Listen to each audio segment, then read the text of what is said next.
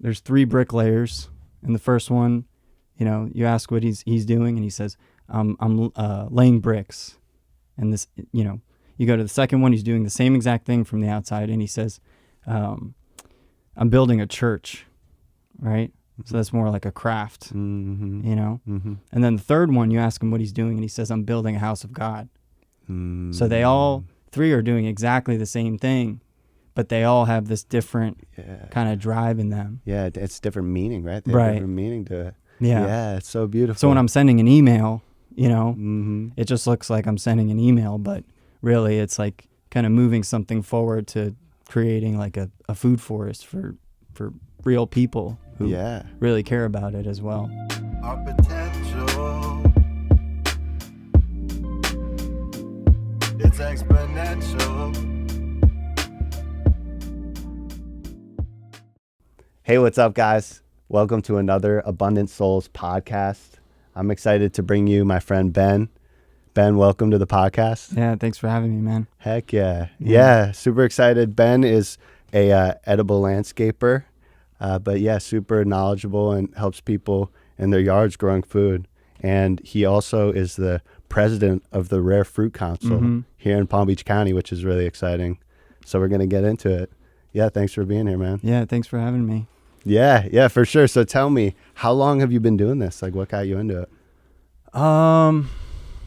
Well, full time, I guess I've been doing it for about a year now. Was living in New York for 5 years. I'm born and raised here, West Palm Beach.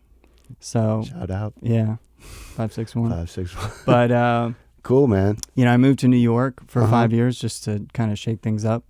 And at some point I'd been working a lot of jobs, but it had always been in the back of my head that I wanted to do something more meaningful than, all the, random tech jobs or, I'd worked in fashion for a while and just seen some pretty ecologically dirty stuff that kind of, it bothered me. So, in 2019, I got a truck from a friend. It was like a really good deal, and he was just getting rid of it, and started doing gardening again. I was living in Orlando for a while before that, doing gardening, and then I got back into it and tasted it again. After being in the city for 5 years, and I was just like, man, this is what I want to do. In 2019. Yeah, I was about 29 or 30 years old. Cool, man. I'm about 32 now. Heck Gonna be 33. Right on. Cool. So you were in New York City working in the fashion industry, and you saw like Manhattan. You were like, it's like pretty brutal. The commercials. They'll build like a whole interior, and then a week later tear it down, and the next week build it again, and just the amount of waste is like unbelievable. And just being kind of the person who's interfacing with that. But it doesn't feel good. Yeah. So you wanted something more meaningful. Yeah. I wanted something, is just kind of this nagging thing, when I really sat and thought about what it was that I was actually doing, working on whatever kind of products or services. It's like, what is this really doing for the world? What am I doing there? Exactly. Yeah. So, it's so interesting. Our generation really cares about that, I think so. What is our place in all of this? Like it matters, our deeds. Yeah. So tell me, so what's next? So you work, because now you have a really dope job. Can I talk about it? You work? Yeah, for sure. For Green Dreams. He's the man. He's my buddy. Hopefully he's on one day here. Yeah. That'd be lit. He's hard to pin down. He's so busy, but exactly. Yeah. I've been working with Pete for about a year. Actually, I met him January last year. So it's going to be a good year of solid, working like full time with him. That's awesome. So 12 months you've been working for him. Yeah. Doing designs, helping him on projects. Dozens of designs, dozens of A to Z projects, small, big. Just yesterday he posted a video of, one of his clients that I'd taken from A to Z. And, amazing. And it's mulch, it's going and it's ready. Like Yeah. it's done. Yeah. Wow, you guys turn projects quickly, bro. Yeah. His crew is really something, you know. Oh my God. Yeah, it's a small crew, and they just, you know, I learned a lot, you know, about irrigation and just kind of what it takes to do a project that size, you know, 250 or 300 yards of mulch, you know, just, you know, This hundreds. isn't your normal backyard project. No. Yeah, these are how many acres was that project? That was, I think, about an acre and a half of bed space. Wow. Or an acre or so. Of planted out. Of actual bed space. That's really powerful. You know? Yeah, like most properties aren't that big. No, That you know, people are working with. a lot of what he does is like those bigger country properties in his area. And it, you know, it's been really fun learning that area too, because we're in a completely different region here. It's true. You know, like that. Yeah, you I guys feel are like- up in Tampa, right? Is that like above north of Tampa? Yeah, and north. of that, Exactly. So yeah. way different. So he's We're in- there, and then You're in West Palm. I mean, he had a hard freeze. You know, Yeah. it's just a different ball game. You just, you know. Yeah. So learning the differences between, you know, southeast Florida versus, you know, that region in central Florida, which is more of like a, you know, temperate climate. Yeah. So that was interesting. And you know, Yeah, so man. I really learned a lot this year. And, Amazing. I bet. Oh, yeah. Cool, man. Mm-hmm. Yeah. Yeah. Shout out Pete. Shout out Green Dreams. Yeah. Yeah. They're doing good work. Mm-hmm. Yeah. So tell me about what you've learned. Like what you've designed for them, and what else do you help them on projects or? Yeah. So I do the designs. It's all to scale. Just taught myself CAD. Awesome. I had a bit of design experience before that. So, you know, everything I've done before really kind of, all those skills really culminated to this, it feels like to me. Wow. You know? Cool. Because it really is a calling for me. It's not just a job. Like I love that. you know, I stay up late talking to my gardening friends about different things with the soil and different plants and just theorizing about, you know, whatever. So it's not like, you know, slugging away at a, you know, I mean, so it is true. work Yeah. for sure. Yeah. It's definitely work. Putting together a design in AutoCAD. Right. Yeah. But yeah, tell us about that, because it's a calling, man. That's so Yeah. great. I feel the same way. Yeah. Like it's like, wow, like I want to, like, it lights me up. Yeah. It's interesting because, you know, we're just landscapers really when you when you look at it. We got trucks, we have Dirty trailers, we pants have, walking into. yeah, exactly. You know, so, but it's more than that. You know, that a landscaper is just a job. You know, Yes. so it's like the story of the bricklayers. You know, Tell us. there's 3 bricklayers, and the first one, you know, you ask what he's doing, and he says, I'm laying bricks. And this, you know, you go to the second one, he's doing the same exact thing from the outside, and he says, I'm building a church, right? So that's more like a craft, you know? And then the third one, you ask him what he's doing, and he says, I'm building a house of God.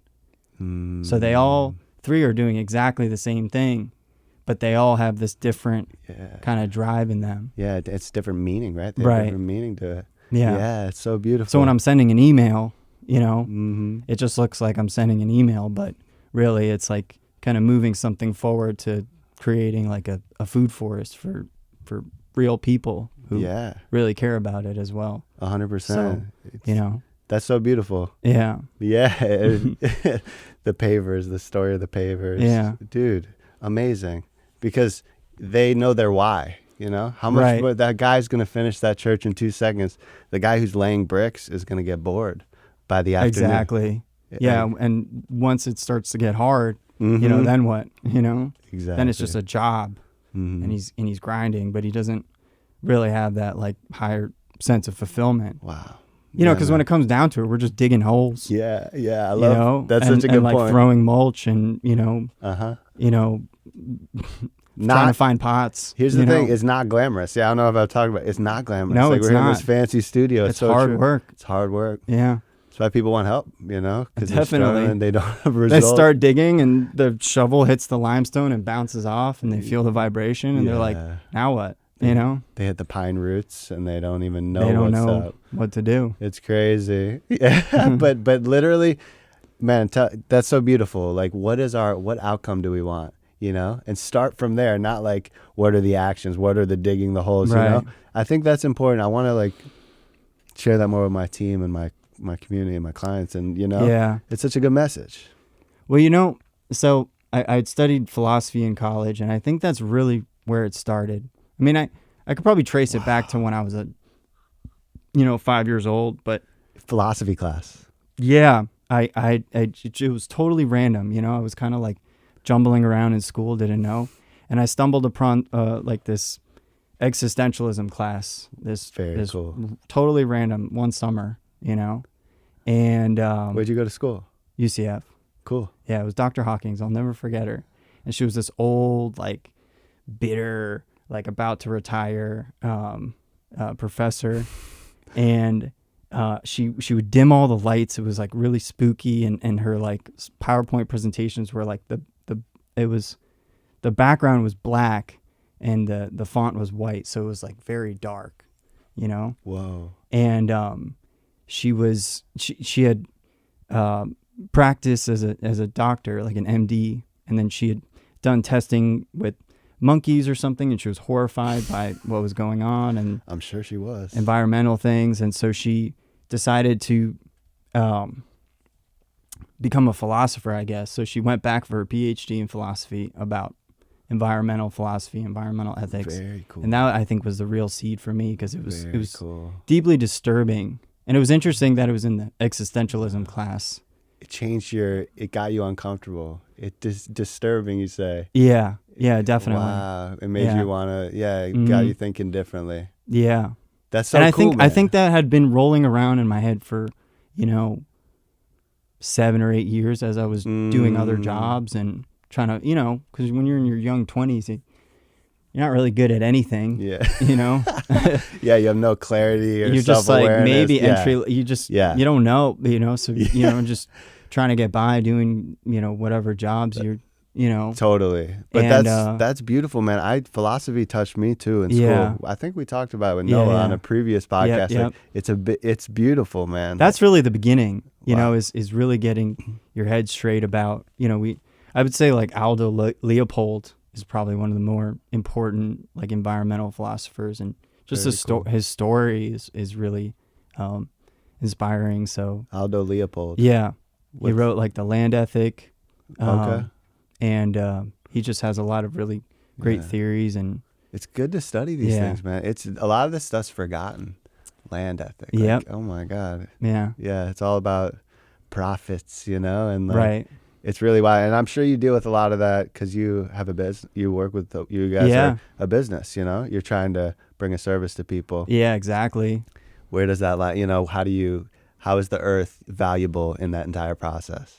So Ben, tell me about, because you're always talking about your designs and stuff and projects, but you also are really passionate about like starting new plants and having enough propagation stock for us to really like grow out these. Tell me about it. You have like a nursery or? Yep. Yeah. So I'm renting space now. Nice. Loxahatchee Groves. Heck yeah.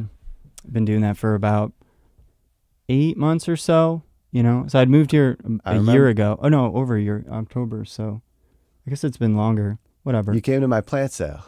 Right. Yeah. Exactly. And you're going to go, but you found a space. So yeah. So Sick. I had just, I looked around at different nurseries in the area, and I saw this one that I just thought was really quirky, and then I went and met him, and he was just a funny guy, and I just enjoyed his company, and he's a rare plant collector, and nice. I'm not really into that, but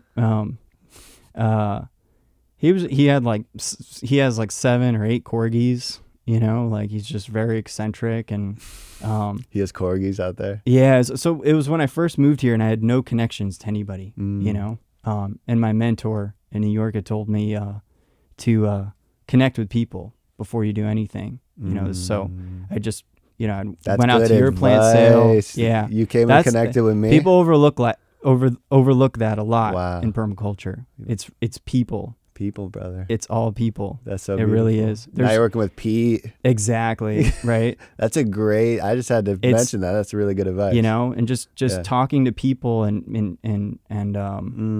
so you just met with this guy. Like, I just met him, and then I started working for him. Cool. I just needed something to do, and I'd never worked in a nursery before. He he's a very like, kind of business as usual. He, uses his standard fertilizer. We've been doing this for 30 years. Exactly. Yeah. So, and then, one day I just, I saw that Pete was looking for designers. So I emailed him a bunch of my designs and, wrote him a message. And then the next week he called me, and then a week later I was like working on a job. Amazing. It was like completely wild. He's like, we got jobs in the pipeline. Right. Yeah. That's cool, bro. Yeah. So then I started doing designs with Pete for a while, and then I didn't like sitting in front of a computer all day. It felt like it wasn't, you can only be so good as, you can't just sit in front of a computer and know the plants. You have to actually, it's an actual, there's actual stuff. Thanks for mentioning that, bro. Because it doesn't go away. Like, you can't just stop the practice, right? Because it's a practice of being with the plants, observing the seasons. Right. It's part of it. Definitely. That's cool. To understand what a full-size mango tree looks like, you can't, it on a piece of paper, it doesn't really translate. So. Word. And plus, I had always aspired to have my own nursery. So then I had called him and I was like, hey, can I rent space from you? He's like, yeah, sure. And then been doing that ever since, and I've learned so much. Wow. At that nursery. Oh my God. Yeah. Cool. I got a bunch of plants. What have you learned? Tell us. What would you tell yourself a year ago that you didn't know? Like what advice would you give yourself before you got into this? Before I got into it. In the nursery specifically. Do smaller experiments. Word. Yes. Don't start 1,000 cuttings or something. No. Until you know. Yeah. Do stuff like that. 5 and 5 of 3 different types of soils in different conditions. Yes. I put up a lot of money and lost a lot of money, and you don't forget about what the conditions of plants require. So it was a great learning lesson. Now I kind of feel like it's a steady state. I had to figure out irrigation. I'd never done irrigation before that, Beautiful. So it really fast tracked me, It was just like a little laboratory at first. Yeah. And then I started selling plants and what plants do you have going? Like what stuff if I want it's a mix between fruit trees, edible perennials, and native plants, Right on. Yeah. Cool. What kind of natives? Well, right now I'm focusing on like hedge species or kind of understory trees. Nice. Like Simpson stopper is probably the most common. Spanish stopper, red berry stopper. I like them. Because it's something that I think and also ground covers. So I'm trying to kind of like do what sells well.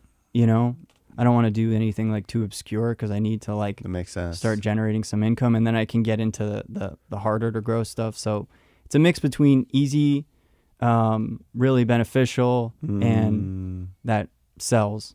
That's what you choose. Yeah. Makes so much sense. Yeah. Yeah. So speaking of connections, I made friends with a lot of landscapers, including you, and I have a lot of other native contractors that so I just asked them, what plants do you buy all the time wholesale, and then so I have a list of those plants. And you propagate them yourself. Yeah. Stopper and all these things. Yep. Cool, man. Yeah. Yeah. I prefer to do from seed when possible.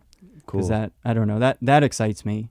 Yeah, me too. Something about seeds excite me. Tell us about that, because I feel the same way. Like a lot of people are like, yo, you can take the moringa tree and stick it in the ground and it will grow. Right. But I'm like, I like starting it from seed too. Well, what's nice about seed is you can, it's not always practical, but you can do like, start in like trays, with like 50 cell pods or 70 cell pods. Yes. And then you can just kind of, with very little effort, get like more than enough seeds, and it's very easy to do. And there's something exciting about when it comes up, but then also you get that genetic variation. Yes. That too. And cutting, because cutting is like an asexual form of reproduction, so it just is like a clone of it. And sometimes that's good. Sometimes you want that. I don't know. It's always debatable once you get into the exactly the nuances of it, but propagation propagation isn't Yeah. so simple, my friends. Yeah.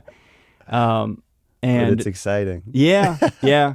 I like the nitty gritty of it, Me too, bro. learning the different soils, for seeds and for stepping them up and, just, Totally. so Yeah, man. So cool. So your nursery's popping, but you It's told gonna me be, you yeah. you told me they're like infringing though on your section you were just telling me. Oh What is yeah. that? When you rent space, they, sometimes half Yeah. of the space gets turned over, but it's not a big deal. I mean, my had to dig some plants up the other day, but Dang. at least they told me. Yeah. Okay. Cool. But Yeah. you guys still got area space to grow. Oh yeah. Okay. Definitely. Cool. Yeah. Man, for sure. I've been on projects that we like made the garden perfect, right? Yeah. In like the side yard, this empty lot, they own the lot, pop in, chefs come in, getting like such good feedback. Like right now, this time of year, January, February, and this was even before COVID, before the market went crazy. He was like, I'm selling it and turning it into homes. And they bulldozed it the next week. It was like bulldozers. I'm like, oh my goodness. Yeah. So I've been there, like, it's not your space. It's not your space. No. Like, how to make sure it's really aligned, Yeah. or at least long-term vision, all that good stuff. Yeah, for sure. Right. Mm-hmm. But yeah, have you been to Pete's new spot? I haven't been there. His Commercial spot. Yeah. Yeah, I was there, like kind of day zero, really, before he had owned it, Wow. and we were just like doing some surveys and stuff, like preliminary work. So it's been cool to see the progression of it. Yeah, Cool. He's going for it, Dude, He's all in. Can we actually talk about Costa Rica? Didn't you get to go to Costa Rica with him? Yeah. How was that, bro? It was really cool, man. Yeah. That specific spot that we went to is like a total ecological sweet spot. Wow. Where? On the Caribbean The city was called Perez de Ledon or something like that. It was a sweet spot. Yeah. There's a cloud forest. There's no like natural disasters, like roaring fresh spring water, rivers. Wow. Like it's paradise. It really is. It never freezes. Wow. It doesn't get too cold, doesn't get too hot. A lot of water, a lot of sun. Is it because it's in Costa Rica, it's away from the volcano, it's not going to get hit by it? Exactly. And then there's a mountain in front of it so that if hurricanes come through, the winds get, so it's like there's a it's like the ocean, mountain, valley, and then the city. Wow. So it has this protection. And then it's Epic. kind of also kind of into the continent. So it has that like, concave where the storms don't really go through. There's no earthquakes. Wow. That's amazing. No landslides really. And you were eating fruits all up all in kinds that of city. like funky things, like What's some of the stuff you had? What do you like? I actually had a soursop there for the first time. Yes. Yeah. In Costa, that's Yeah. classic. Yeah. They're huge there. Huge. There was one that was 23 pounds. Wow. Yeah. Pounds. Pounds. Wow, not cute. Yeah. That's insane. Yeah. Yeah, it's crazy there, man. I mean, did you have salak fruit? Snake fruit? Yeah, I did. That one's good. It's pretty good. Yeah. That one has to be at a like perfect ripeness for me, Got it. Some yeah. fruits are like that because Yeah. it can get dry and I tried it a few times. Yeah. Mm-hmm. And rambutan, Rambutan. that's good there. Here it's That's like good. it doesn't really hold up. Right. Yeah. Because of the cold. Yeah. It's basically longan. Longan. Longan's Yeah. the rambutan here. Yeah. Pretty much. Yeah. They used to say lychee, but now the lychee mite and lychee problems and Right. production, right? Yeah. It's longan. Pretty much. Yeah. I mean, if you can grow, you should try to grow lychee if you can, but Mm-hmm. because they're so good. Yeah. You Man, we're going over everyone's head who doesn't know fruit, but this is exciting Yeah. because, it's cool. You really know your fruit. You're the president of the Rare Fruit Council. Yep.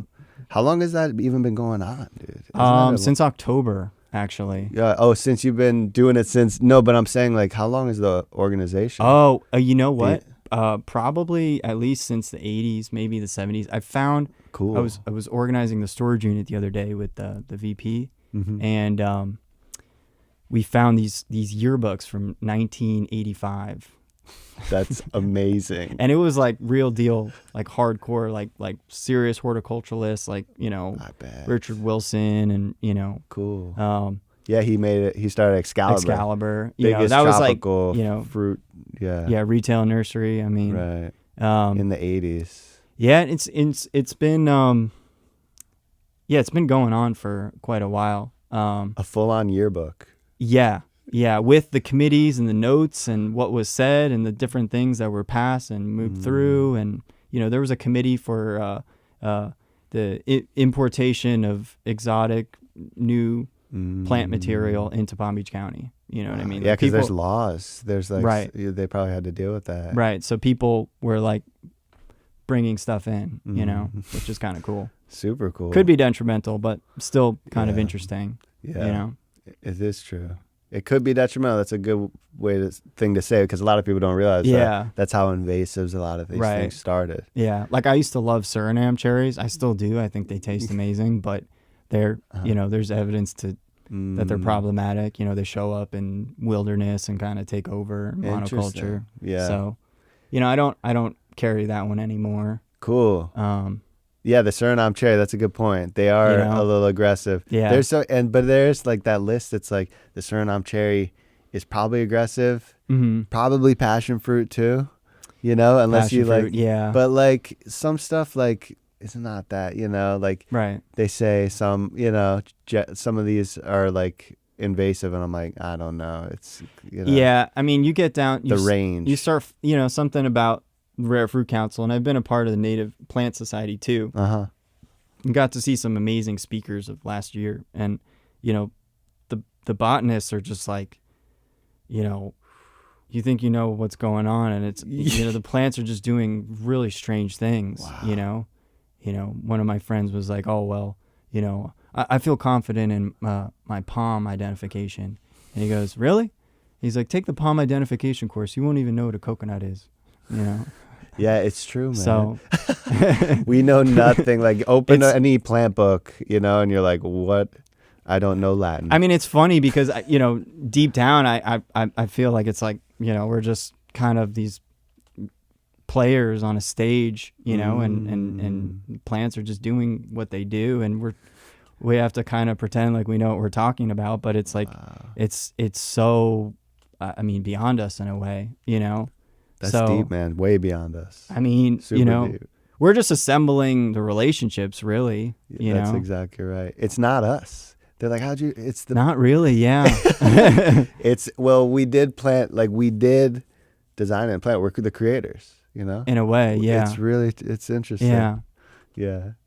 Yes, but tell me, dude, because you are in these really cool organizations. Yeah. You're in the Native Plant Society too. Yeah, I've just started attending meetings. I'm not Cool. like on the board or anything like that. Got but, it. I try to keep up.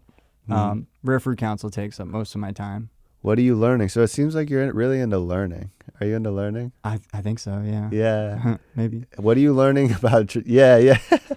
You must be if you're, in going to these meetings. Yeah. Yeah. I love meeting people that have been doing it a while. Yeah, like man. people. Cool. Same. People talk about breadfruit, for example. Mhm. Like, oh, you can't grow breadfruit in, inland. Uh-huh. I know someone that's been growing breadfruit for 17 years on 441. That's awesome. You know what I mean? In your council. And yeah. Dude, that's so cool. Yeah. You probably meet a bunch of cool cats. at Yeah, those meetings. there's you can be creative, It's true. Yeah. Yeah. Yeah, man. We don't know what's possible. It's true. Like, So, and I'd say- times are changing. When you talk to the old timers, Mm-hmm. you couldn't grow jackfruit in the 80s in Southeast Florida. no way. 'Cause it was It too wasn't a cold. thing. No way. So that's another thing. It's like, I don't know, is it climate change? Is it, did people, were they just seeding them out a lot and then they got lucky and some kind of started to adapt? I mean, Yeah, I don't it's know. not, there's so many things changing at once. So many things you know? changing. Yeah, it is. It was a warm winter, man. Yeah. Yeah, it's like, who knows? It just reminds me of, Dr. Hawkins from my existentialism class. And Yeah. she said, like, the world is not like a billiard ball effect, where you're like playing pool and you're like, and one ball hits the other. It's like really what's happening is you set something in motion and it goes through like a black box and it's immensely complex what happens, and then something happens, right? It's not like, you know.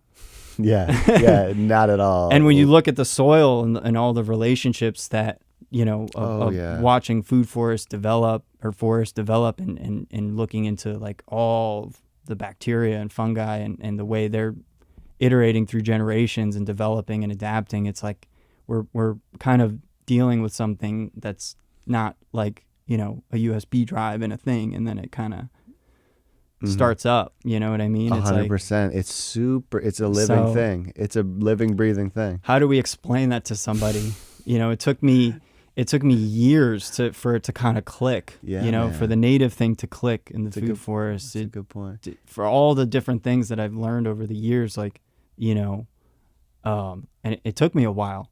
Yeah. So you have a consultation with someone and they're like, you know, can I grow avocados? You're like, okay, you know, you really don't know like anything. Yeah, you know, we're starting they're just like blank slate. About that, like, you know, they're just been inside all day. You know, right? I think about that. I started like when I got into it, I didn't know anything. Yeah, I didn't know these things either. Where does the seed come from? Like these questions, low level. Right. You know, but we all start somewhere, and it takes years. That's a great point. Yeah. Before you frame it, where you're like, there's so much going on. Maybe it's not right to act and pull and change and tear everything. You know what I mean? Exactly. So much nuance. It's you know, I like to go slow with people. I really do. You know, I love that. People want to, you know, they get excited, and I like that they're excited. Yes. But like, slow down. You know, like it's amazing what you can do with a small space. You know, even like 200 square feet or 500 square feet. You know, people want to do like the full blown everything, but it's like, yes, that's a great point. You know, people tell me they're like, I want 7 garden beds. You know, and I'm like, awesome, but like. We might be throwing a lot of this out, you know? Right. Yeah, like let's like dial it in. Let's dial in 2. Just do 1 or 2. Yeah, like let's dial it in. But like let's go for it. You got a bunch of kids, but exactly. It's like why not? Yeah. That's funny. But you're right, dude. It's because and it's like life, honestly. Until you become the person ready for that garden, right? That amazing life, you have to be equipped, you know what I mean? Yeah, you have to learn the ways. You do, yeah, and hit the mat. Exactly, you know, and people think, you know, people approach it like it's like an interior space a lot of times. You know, they don't understand that it like they understand that it develops, but they don't really fully embody it and get it. You know what I mean? Yeah. So how do we? That's a good point. How do we communicate to people? You know, what's going on? I had the same problem when I was like sitting down and trying to design stuff. You know, I had all these like, you know, permaculture principles, and you know, I'd read a lot of books, and you know, I had a mentor in New York for a while, and so, but until you stand next to a mature mango tree or like a native tea bush that's like in full swing and really going and seeing the mature plants in their habitat or in different landscapes, you're really not going to know what that is. It's true, you know what I mean? I love how you're mentioning this. Yeah. You're exactly correct. It's context, right? A lot of people don't have that, right? We're so fortunate every like day to day, we get to go to these nurseries and go see these plants and talk to these old timers. Like we get to see these trees and what really the process of growth. Yeah. You know, what it takes. So we've been lucky because we've had that context. Mm-hmm. Yeah. So who else have you met at these councils, man? What trees have you seen? Tell people about the jaboticabas. I love the low-key growers that have been doing it for like freaking 40 years, like low-key. Like have like every jabo, you know. Like, I love those guys too. We're like getting stuff from like Adam, like back in the day, you know, before, you know, the internet was a thing. You know, like they have no social media, but they have they're just, you all know, the trees. They just like loved collecting trees and, you know. Exactly. Cool. Like people in West Palm, there's some cool stuff by the airport, I'm sure. Oh, yeah. I've been to some cool spots too, yeah. Well, you know, what people think about Palm Beach County, it's kind of a special spot in Southeast Florida because we have the lake. You know, we're southeast from the lake. So we get that like little bit more of a temperate effect when the cold comes across. Because usually, I mean, the cold can come from different directions, but usually it comes from southwest. So when it passes over the lake, it kind of like warms up a little bit. So this is really, there's a reason they developed Belle Glade southeast of the pond, because they can grow really well there. because it's just, it doesn't, it's different than LaBelle, 100%. even though different. it's the same, right, latitude. Exactly. It has, that the lake really provides something. So it's really That's a good special. point. Even sometimes Homestead will get colder, Interesting. I mean, don't quote me on it, but Yeah.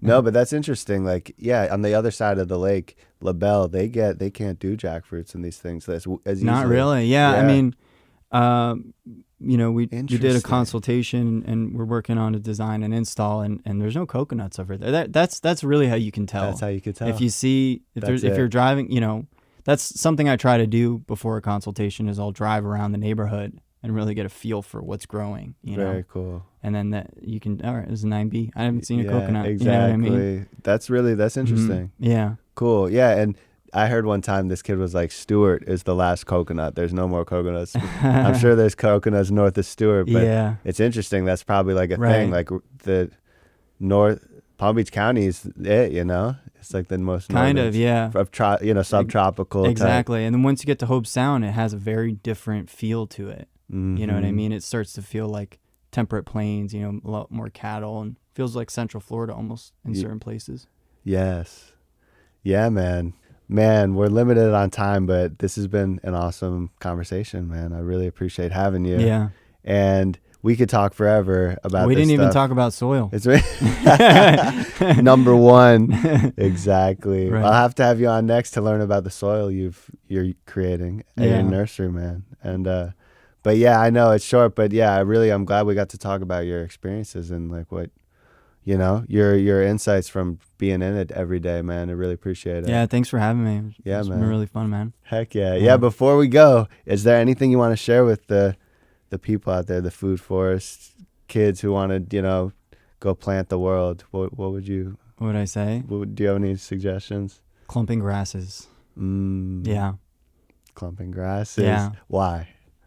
Because, especially if it's like a blank slate, Cool. and there's no, it's all full sun and you want to get the system going. Got it. To build the soil. Yeah. Grasses. Grasses. If nothing else, grasses. So cool. I did not expect that. Yeah. And erosion control too, right? Yeah, erosion, and then it has it shades out a lot. God. And it just you can always take them out if you need to, and you're gonna phase them out anyways as the canopies form. But it just helps to jumpstart the system, and then it's really low maintenance. Even if you don't do anything, it just kind of clumps, and nothing gets out of control. Yeah, and they're beautiful. Yeah, The vetiver grass you like. vetiver, fakachi, lemongrass. The natives too. Yeah, yeah. cool. Shout out natives. Yeah, Right Yeah, on, man. clumping grasses. Thank Yeah. you, man. Thanks for coming on. yeah, for sure. Thank you.